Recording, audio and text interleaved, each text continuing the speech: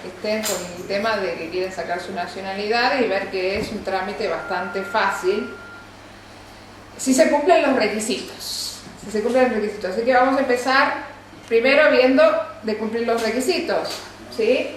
Entonces, la nacionalidad, estamos hablando de nacionalidad por residencia. Cuando hablamos de residencia, es residencia legal, es decir, desde cuándo yo tengo mi tarjeta de residencia válida. El caso general son 10 años, pero luego tenemos los casos de gente que reside en los países iberoamericanos, Guinea Ecuatorial o saharauis, con 2 años de residencia legal, ya pueden solicitar la nacionalidad. 1 año para quienes están casados con un español o española, que es tu caso, y 1 año para los nietos de español o español, ¿sí? Entonces, primer paso, o sea, esto es ineludible, o sea, lo primero es saber si yo tengo, digamos, cumplo este requisito de residencia legal.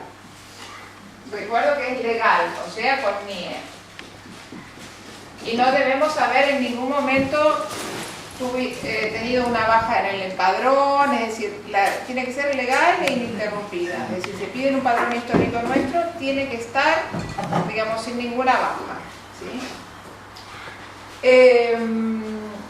A partir de ahí, ¿qué hacemos? Hay varios requisitos. Lo que pasa es que, digamos, el fundamental que cambió el año pasado es la ley, digamos, nueva sobre la restitución de la nacionalidad española, que ahora obliga a dar un examen, en realidad 2 exámenes.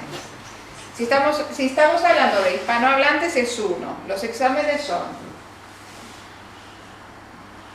el CCSE, que es Conocimientos Socioculturales de España, y el DL. Este es el de español. El DL solo lo van a dar quienes no hayan nacido en un país hispanohablante, ¿sí? En el otro caso, en los países hispanohablantes, que sería este, solamente van a dar el CCSE. Es un examen, digamos, que no es difícil, pero hay que estudiar un poquito, ¿sí? La inscripción, el centro examinador es el Instituto Cervantes. La forma de inscribirse en este examen es a través de la página web del Instituto Cervantes, ¿sí? Se hace todo a través de internet. No hay forma de ir a ninguna academia, a ningún lado. Es la página web del Instituto de Cervantes, cervantes.es,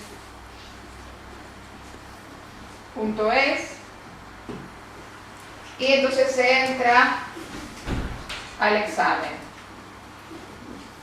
¿sí? Al CCS. Ahí se ponen todos los datos, se tiene que pagar online, como si se pagara cualquier cosa que se compra por internet, con tarjeta de débito o crédito, y automáticamente te sale una comprobante de inscripción. ¿Qué es lo que con ese comprobante de inscripción y la tarjeta de residencia, uno va el día que eligió dar el examen, a dar el examen a un centro examinador, se presenta y lo da. Los exámenes se toman vamos a hablar primero del de conocimiento, ¿sí? Una vez que uno se inscribe en la página web, les sale un manual con toda, digamos, el temario de lo que se tiene que estudiar. Y vienen unos test para que uno vaya probando cómo va el nivel de conocimientos. Es muy parecido al sistema que se hace para estudiar el carnet de conducir. De hecho, en el examen hay 25 preguntas, son todas tipo test, se elige una de las 3 respuestas buenas y hay que pasar 15 respuestas de las 25 para aprobar el examen, ¿sí? El coste del examen es de 85 €. Y las fechas son una vez al mes, suele ser el último jueves de cada mes. Ustedes cuando van a entrar en la página web del Instituto Cervantes, van a encontrar las próximas fechas que hay de examen. Entonces eligen, por ejemplo, la próxima hora va a ser el 24 de noviembre, eligen si quieren darlo el 24 de noviembre, si les parece muy pronto porque no les va a dar tiempo a estudiar, ya se pasan a la siguiente fecha, que este año no va a haber en diciembre, porque coincide con las fiestas, Navidad y eso. Entonces ya la próxima convocatoria de examen va a ser el 26 de enero. Entonces, una vez que estamos inscritos en el examen, ya es ponerse a estudiar y les va a salir la dirección del centro examinador del Instituto Cervantes, que hay varias direcciones, uno tiene la posibilidad de elegir dónde quiere ir a dar el examen. Entonces se tiene que presentar ahí media hora antes con su documento y con el justificante que le va a salir cuando hacen la operación por internet de pago del examen, y con eso se presenta y dan el examen, que les dan, creo que 1 hora y media para darlo, les dan tiempo de sobra, porque si uno sabe, en 20 minutos, media hora el examen lo acabó. ¿Por qué es lo primero? Porque el examen no se caduca, es decir, sí que se caduca, pero tiene 4 años. Es decir, una vez que uno aprueba el examen, el certificado le dura 4 años.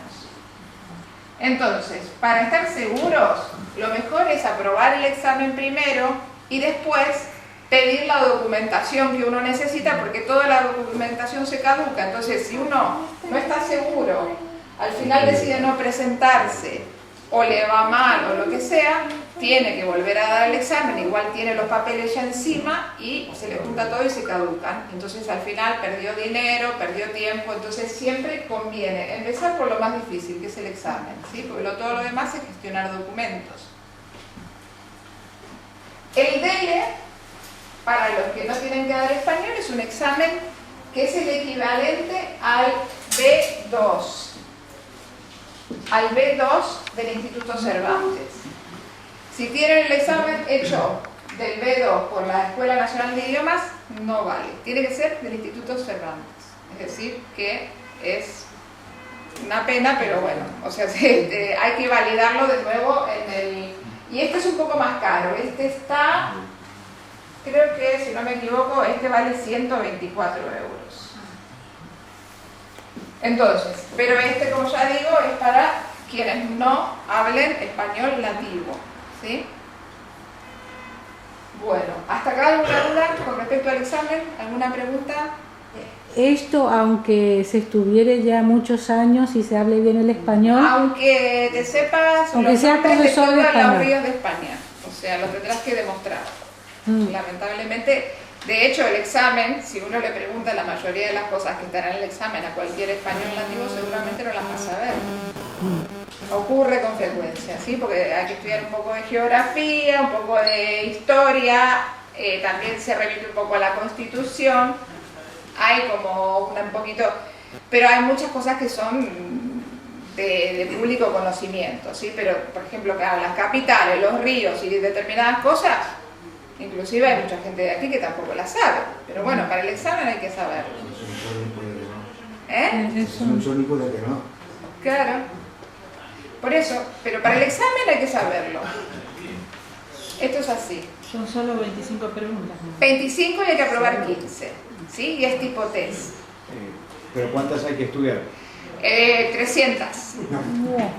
25 son las que están en el examen, son 300 temas, ¿sí?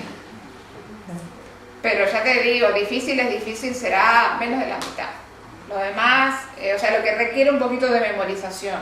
Después lo demás, más o menos, por sentido común y por haber vivido acá, uno lo puede sacar. Como jugar al tatetí. Sí, lo que pasa es que hay que tener cuidado, porque puede haber alguna pregunta con trampa, Sí. que se parezca mucho. Entonces, si uno no sabe, y va, o sea, realmente gastarse 85 euros y no haber estudiado no tiene sentido. Por eso es mejor estar seguro cuando uno elige la fecha, ¿no? Es decir, la próxima convocatoria es el 24 de noviembre, ya estamos a 2 de noviembre. En 20 días lo voy a poder preparar, hay que ser un poco honesto con uno mismo y ver si lo va a poder hacer. Nada más. Y el que no aprueba, vuelve a repetir. Tiene una opción, de... vueltas. No, hay una segunda oportunidad.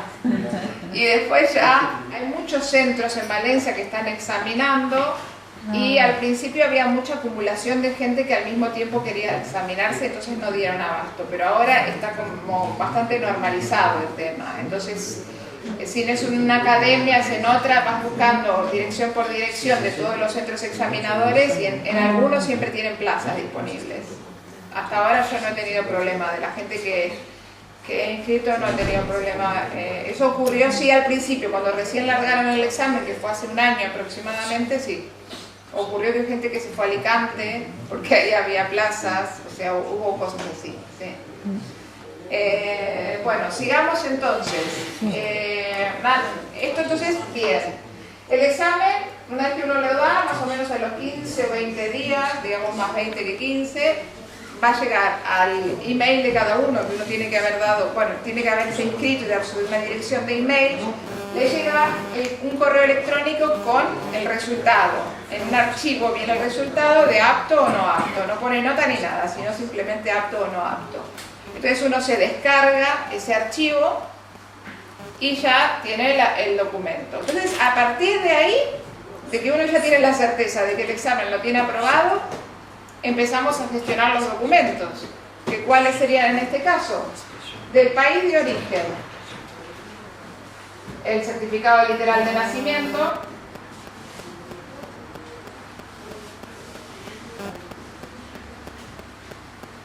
y los famosos antecedentes penales.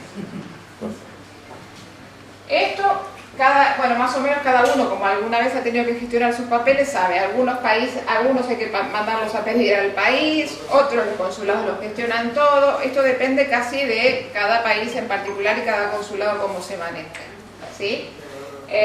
Si se traen del país de origen, hay que tener en cuenta de que estos documentos tienen que estar legalizados. Hay países en los que se legaliza en el Ministerio de Relaciones Exteriores y en el Consulado Español, y otros que son la gran mayoría con una apostilla, ¿sí? La famosa apostilla de La Haya.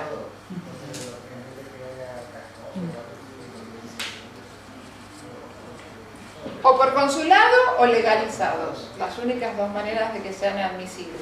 Normalmente el certificado de nacimiento lo están aceptando hasta con un año de antigüedad, ¿sí? Normalmente con un año de antigüedad, como en caso, un año, perdón, lo están aceptando. Los penales, si no pone nada el certificado, hay algunos penales que sí que dicen que se caducan a los 3 meses. Si el certificado de penales no pone nada, son 6 meses. ¿Sí? Entonces, hay que mirarlo a eso. Cuando le lleguen los penales, fijarse si dice cuando caduca, si no dice, son 6 meses. ¿Sí? Luego, ¿qué más?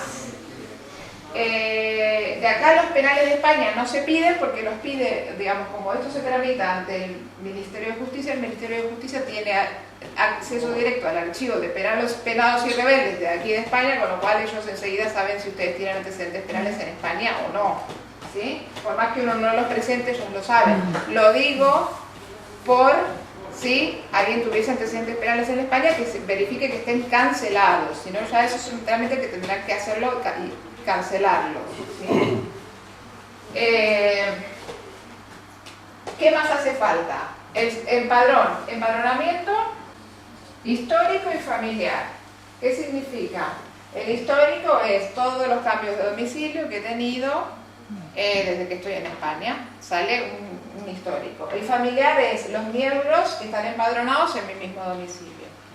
¿Aquí qué ocurre? El histórico, vamos a suponer que vivimos en Valencia toda la vida, no va a haber problema, me voy al Ayuntamiento de Valencia, pido el certificado de empadronamiento, entonces si yo cambié 3 veces de domicilio, me van a salir los 3 cambios que tengo.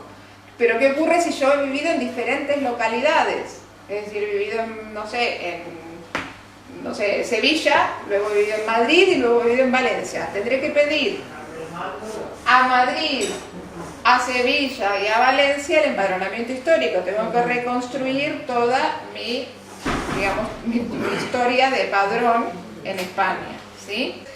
Normalmente no hay dificultad. El de empadronamiento histórico, aún siendo pueblos pequeños o ciudades grandes, no pasa nada. En algunos se puede pedir por internet, o si no, se busca el teléfono del juzgado de paz o quien te empadrone si son pueblos pequeños, Se puede llamar por teléfono, a veces te lo mandan por correo, a veces te dicen que lo pidas por una carta y luego te devuelven con otra carta el padrón. Es decir, no hace falta tener que desplazarse para obtenerlo, ¿sí? Una pregunta, si uno conserva los padrones antiguos, ¿sirve o no? No, tiene una vigencia de 3 meses desde que está emitido el certificado de empadronamiento. Cualquier documento que sea de aquí de España tiene una caducidad de 3 meses, si no hay que volver a pedirlo. Desde el momento en que el certificado se emite, en donde sea, en el consulado o en el país de origen, no desde que se apostilla o que se legaliza, desde el momento en que el centro que te lo entrega te lo emite, tienes 1 año para presentarlo. Si estamos casados, certificado de matrimonio, ¿sí? Y lo mismo, si estamos casados en España, tendrá que ser un certificado literal de matrimonio de menos de 3 meses. Es 6 meses. ¿Por qué 6 meses y no 1 año como el de nacimiento? Porque aquí, puede haber un procedimiento de divorcio en curso y entonces el certificado lo va a reflejar. Si es un certificado muy antiguo, yo puedo decir que estoy casado y en realidad estoy divorciado. Entonces, no más de 6 meses, ¿sí? Si tengo hijos menores de edad, también necesitaré el certificado literal de nacimiento de los hijos menores de edad, que también ocurre lo mismo. Si nacieron en España, el certificado de nacimiento va a ser de 3 meses como máximo, de antigüedad.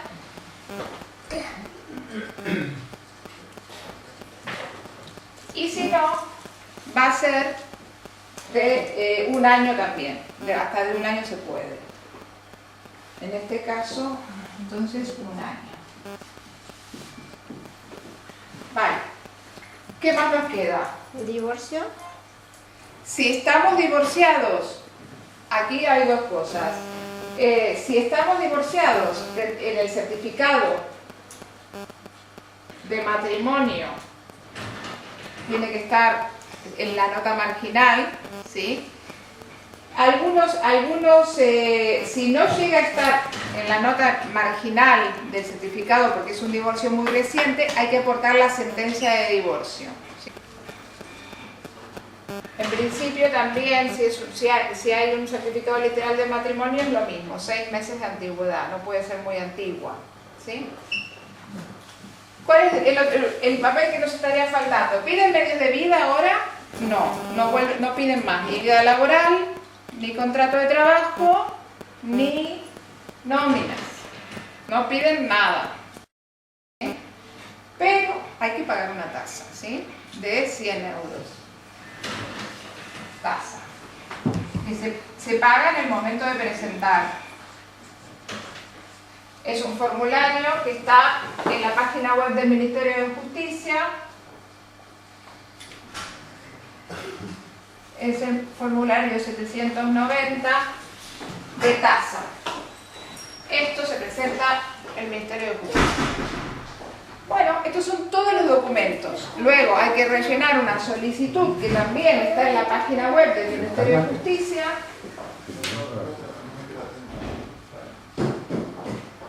mjusticia.es, ¿sí? Esta es la página web del Ministerio de Justicia y uno se descarga el formulario y la tasa. Todo esto se presenta siempre originales en el registro civil al que uno le corresponda por lugar de residencia. Plazos de resolución. Supuestamente hay un plan de agilización, pero todavía no se están viendo mucho los resultados. Están recién resolviendo expedientes del 2015, o sea que están yendo con 1 año y medio de retraso. Así que todavía no se puede decir que vaya a menos de 1 año y medio de espera. Está previsto que sí, porque bueno, ahora supuestamente no lo hacen solamente los funcionarios del Registro Civil Central de Madrid, que antes eran los encargados de resolver las nacionalidades, sino que también lo están haciendo los registradores de la propiedad. Entonces supuestamente va a ir agilizándose, pero todavía no se está notando esta diferencia en los tiempos de espera. Vamos a ver qué ocurre de acá a unos meses, pero normalmente menos de un año no va a demorar. O sea, eso está claro. Una vez que uno, una vez que uno presenta, le van a dar un número de le van a dar un resguardo, pero ese no es el resguardo con el número de trámite definitivo. El trámite definitivo va a llegarles a través de Madrid, del Ministerio de Justicia, una carta en la que les van a poner el número de su verdadero número de trámite, y a partir de ahí, también en la página de mjusticia.es pueden seguir la evolución de su trámite. ¿Sí? Entonces, lo normal es que le llegue el número de trámite que se le asignó, al número de expediente de nacionalidad que se les asignó, y entonces a partir de ahí lo va siguiendo. Lo normal es que una vez que tengan asignado el número de expediente, la policía le llame para requerirle documentación. Puede ocurrir que la policía no le llame o puede ocurrir que le llame. Es un poco aleatorio el tema. La verdad es que tengo de los dos casos. Es decir, hay gente que no la han llamado y les han dado la nacionalidad directamente, y otra gente que sí la han llamado.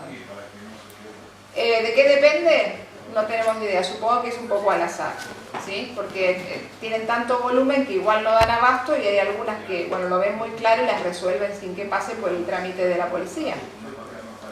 De cualquier manera, ir a la policía significa que le citan de la comisaría, en este caso en Valencia, es de Zapadores, de la comisaría de extranjería, para tener una entrevista, y simplemente lo que les piden es volver a un empadronamiento actualizado. Muchas veces les piden el contrato de alquiler, o sea, algún documento que justifique dónde están viviendo, es decir, el título que justifique el lugar donde están viviendo, si es en virtud de alquiler o porque alguien les autoriza a vivir, tendrán que traer una autorización firmada de la persona que es la titular del hogar. Normalmente es ese tipo de preguntas, porque antes pedían vida laboral y nóminas, pero ahora ya no las pueden pedir, con lo cual mucho más tampoco les van a pedir. A veces hacen algún tipo de pregunta, como puede ser cuánto tiempo hace que estás, si tienes familia o no tienes familia. Pero la verdad que es un trámite bastante formal, en el que realmente no es muy problemático y es bastante ágil. Una vez que se pasa la entrevista con la policía, la policía da su informe favorable o no al Ministerio de Justicia, y ya queda la última etapa en la que el Ministerio de Justicia resuelve favorable o desfavorablemente, y le llega la carta informándoles de esto, para que se presenten en el registro civil para la jura. Muchas veces en los registros civiles, depende del volumen de trabajo que tengan, les dicen que les dan la fecha de jura en el momento, o les dicen que les van a mandar una carta para citarlos para jurar. Esto un poco depende, ¿sí? Normalmente debe ser así. En ese momento, si te llega un requerimiento y hace los recursos. Si te llega un requerimiento porque te está faltando algo. Sí, y bueno, después de presentar eso, ¿cuánto tiempo se puede durar, más o menos? Bueno, una vez que representas la documentación que te requirió en tiempo y forma, Sí. pues calcúlale que eso te puede demorar, digamos, de lo que sería el trámite normal, te lo demorará 2 o 3 meses más, porque, digamos, el trámite está paralizado hasta que no se cumple el requerimiento. Una vez que cumple el requerimiento, ellos lo verifican, y todo este tema de que te requieren hasta que reciben y verifican son 2 o 3 meses. Vale. ¿Sí?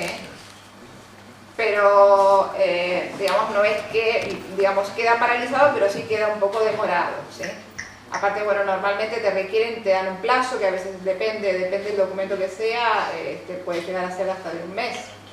Inclusive los registros civiles, al principio, como había tanta acumulación, y si faltara alguno de estos documentos, también les puede recibir el trámite y requerirles con una fecha para que aporten alguno de estos documentos que están faltando, ¿sí?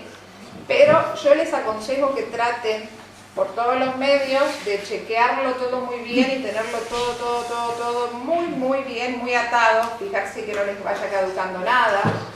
Por eso yo siempre aconsejo primero sacarse este peso de encima, el del examen, porque todo lo demás es gestionar documentos que si uno más o menos al mismo tiempo los va pidiendo a todos, no tendría por qué caducarse ninguno, ¿sí? El tema es pedir los documentos y después dar el examen, ahí hay un riesgo, ¿no? Ese es el tema.